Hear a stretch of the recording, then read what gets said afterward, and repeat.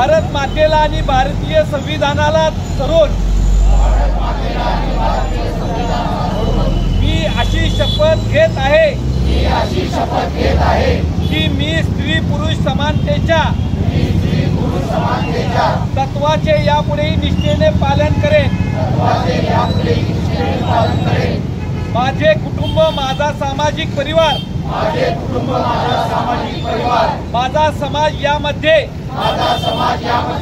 जाणीव जागृतीसाठी मी अखंड प्रयत्न करेन।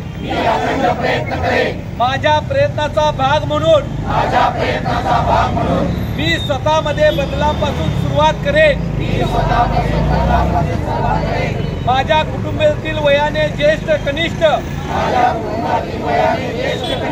स्त्रियांचा सन्मान प्रतिष्ठा आणि आदर ही माझी जबाबदारी आहे। याची मला जाणीव असेल।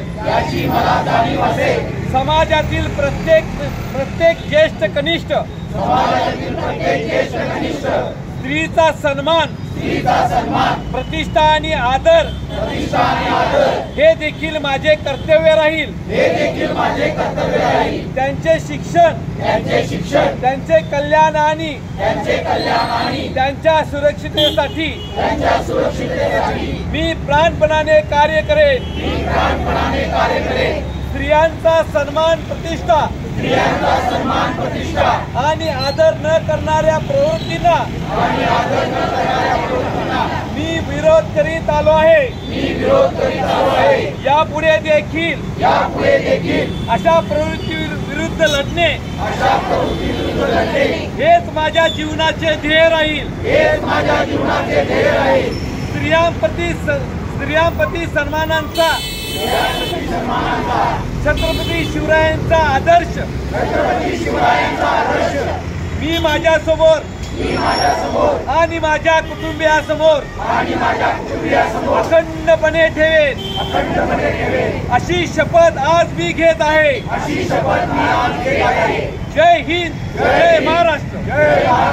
बदलापूर असेल, हे असेल, या ठिकाणी ज्या घटना घडल्या त्या अत्यंत दुर्दैवी आणि मनाला वेदना देणाऱ्या आहेत आणि म्हणूनच भारतीय जनता पार्टी नेहमीच या ठिकाणी ज्या घटना घडल्या त्यांना फाशीची शिक्षा द्यावी असं या ठिकाणी सातत्यानं मागणी करते आणि नेहमीच अशा गोष्टीमध्ये राजकारण भारतीय जनता पार्टी कधी आणत नव्हती आणि इथून पुढे आणणं शक्य नाही।